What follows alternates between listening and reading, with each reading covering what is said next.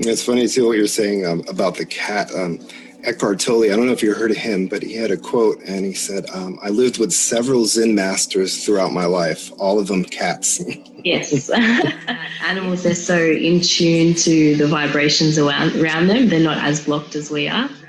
So, when they're relaxed, you can be relaxed because they've got access, to that field of information in the same way we do, but I guess that they're more in tune with it. So Yeah, they don't have the thinking mind. yeah, them and blocking on the, information. So how about some of the other meditations then? They sort of come to me in a similar way. The heart vortex meditation sort of just came from me doing my own research into I guess holistic healing in a way that, it doesn't involve Western medicine in any way. So I started doing a little bit of research and I got into the heart and it was through some of those links on Gaia actually that I found that information, but how the heart, if you invoke certain emotions, the heart's muscles actually fire in a unique sequence. So they're not firing the way they normally do. So if you have the vibration of gratitude or joy, those high vibrational emotions within you, the actually heart's beating and constricting itself in a certain way that creates a vortex within your veins. And I just thought that was so interesting and so cool, and how it's actually structuring the blood in your cells that are available for healing so much more powerful. And I'm just like, wow, this is such cool information. I just started writing it down, different notes. I have a few different books with different things. I just write down what I think is really interesting. And that just sort of turned into a meditation because I was just thinking about that information while I was looking at a tree, and I just sort of saw the tree absorbing the sunlight going down into the roots, and that was really akin to the way we absorb air and it goes into our lungs and our bloodstream. I don't know, it just sort of, I can't really pinpoint that I'm trying to create something. I just sort of write stuff down over time and it just turns into something that I think I would like to use for a meditation. And then I thought, why not share it with other people? So. Yeah, that's kind of how I like to write. I'd like to be able to channel more, but maybe with the help of you. But, there's certain things I go, oh, wow, that's cool. And I jot down some stuff. And then, oh, that's cool. And jot some stuff. And then one day I'm like, okay, let me kind of put this in a meditative writing or poetry or, whatever I'm going to do, like some little vlog or something of some type of online social media that people are going to go, oh, wow, what's that about? So I truly don't think channeling needs to be all at once, something, really in a spiritual place or doing anything in particular. The stuff that I write happens over a few different weeks, and for some reason I'm guided to a certain page in a book or a certain YouTube video, and just the notes accumulate over time, and that can be channeling in itself. You're putting different information together in one spot and it makes sense for you, and then you can utilize it in your life. I think that's channeling as well. It doesn't have to be just one thing where you're writing it down all at once. Your guides and the universe wants you to find certain information. It's not all in one spot, so they're directing you to different things, different videos, audios, books, conversations with people, something when you're out in nature, the way a leaf falls or something, that the universe speaks in such cool ways. Mm-hmm. And it's always available. I think it's important to just have a little notebook just to record all the stuff that really stands out to you. The stuff that stands out to you is standing out to you for a reason, and that's what I've found, and not to truly question or double check it. Just if that's really speaking to you, then that's for you. Yeah. And then too, if you're in nature, a lot of people get inspired and they're not kind of realizing that when you're in nature and you're submersed, it's like a perfect vibration. And so you're going out there and then it starts to, envelop you, and then you start to become feeling different, the trees, to the sounds, to the breezes. My cat, I was wondering where he's going. Yeah, definitely. You start to vibrate in alignment with the Earth's vibration, and that's, one of the most healing and powerful vibrations that you can interact with, especially for being, on the Earth. It's everywhere, you can't escape it. So. you intentionally connect to it, it's very powerful healing, I think. Yeah. Definitely very inspiring, you know. And it's funny thing, because earlier you were mentioning when you first started meditating, the problems that you were having. And it's kind of like the meditation that me and my friend wrote, that you were gonna, or that you actually, I say you were gonna, because every person that I get involved with, it takes them forever to do something. But you were like really quick. You're like, oh yeah, I think I could do that. And then a week later you did it. So I'm still thinking you haven't did it. But, beginner's meditation is the one we worked on. And it's kind of like what you were saying about the keys. And did I pay this bill? You know what I mean? Like that kind of stuff. That I leave the door unlocked. I get my wallet. Is it still at the school? Because you're a teacher. Yeah. So you're all around teacher, huh?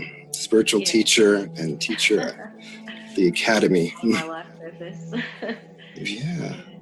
But yeah, that meditation that you wrote, that resonated a lot with me, because it's something that I still deal with. Thoughts don't go away. It's just more awareness of, I'm thinking a thought, come back to 0 point again, and then it usually wanders and comes back. And it's something that I don't just do in my 20-minute meditation practice. I try and do throughout the day as much as I can. Just come back to me and come back to now, when I realize I'm going down a thought pattern, a repeated thought pattern that I don't want to give any more power to anymore anyway, especially when it comes to things that just aren't serving me. I just don't want it part of my life anymore. So it's not just a little 20-minute meditation practice. It's something you can take into your day, all day, as much as you can be aware of, to try and Oh yeah, and which, by the way, I mean, you edited that beautifully too. I mean, it wasn't like you just changed a word or two to the meditation that we did together. I think it's a cornerstone of any sort of self-development is awareness of your mind. I don't think that you can get very far without it, because you're not, you can read so many books and listen to so many audios and things like that and all this amazing stuff. But if you don't bring it back to that, that sort of foundational awareness, you can't create any real change, like any lasting change in your life, unless your thought patterns, you analyze yourself and what's going on inside your mind. Like, it's turning that information, or taking that information, putting it into experience, and then getting an understanding. Because information isn't understanding, it's just information until you put it into practice and worked it into your life somehow.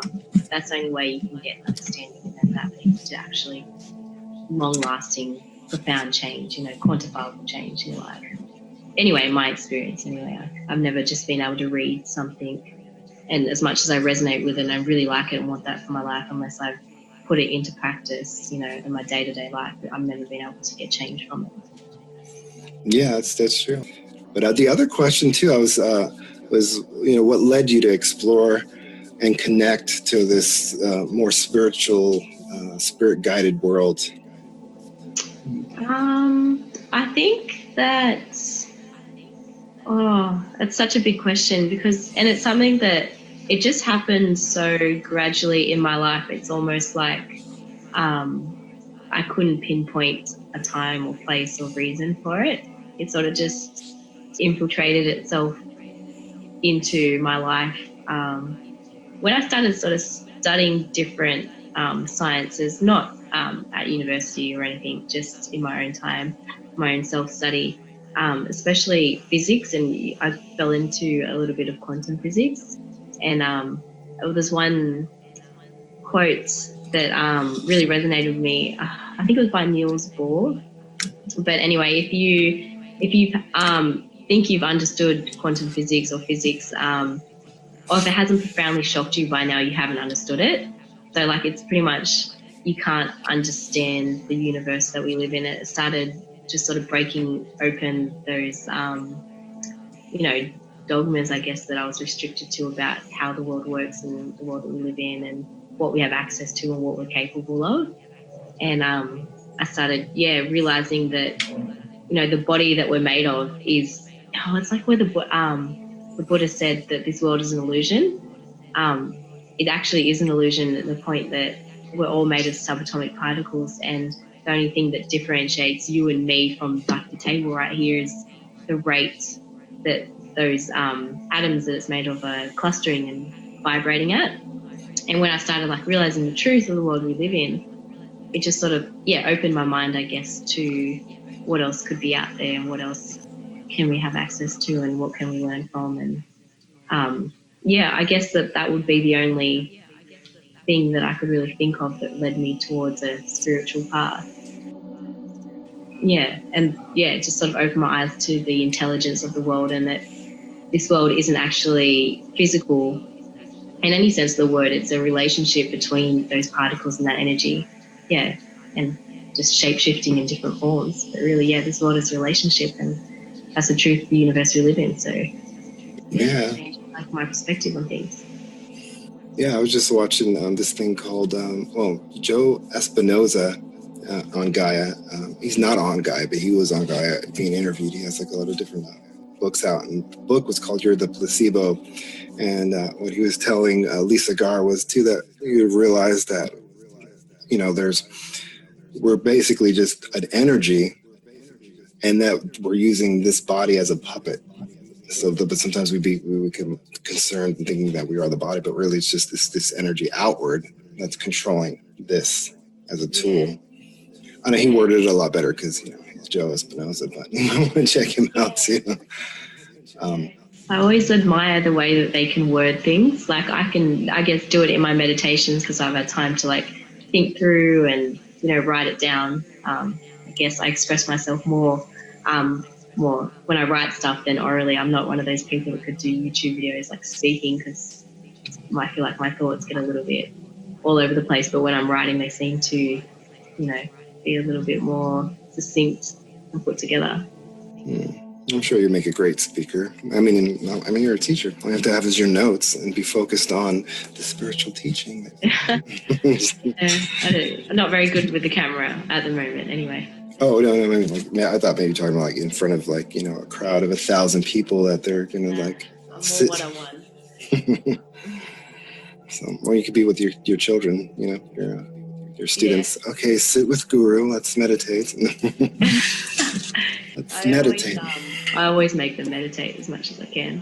Oh, so that's good. Yeah, that's right. They probably get naps. Well, in Australian schools, it's definitely becoming a tool that teachers use to help prepare the kids for life, and it's a lifelong skill that you can use. Like teaching kids how to swim is a lifelong skill. Meditation and the awareness of your thoughts is something that they can really take into their life and use it.